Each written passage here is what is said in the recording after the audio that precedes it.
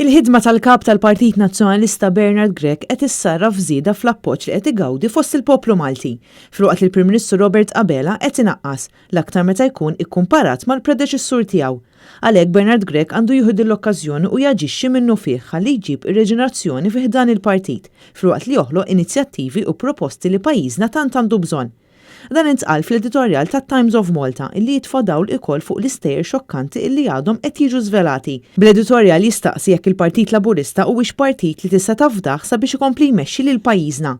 L-editorjal jgħid li 3 fatturi li se jiddeterminaw l-elezzjoni ġenerali li jmiss huma l-korruzzjoni, l-ekonomija u l-pandemija.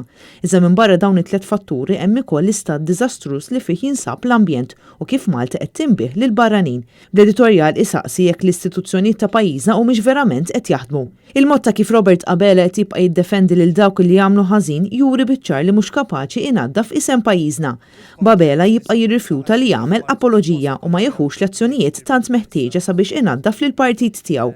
U għalhekk tgħid it-Times illi l-elezzjoni ġenerali li jmiss ma tistax titqies bħala business as usual.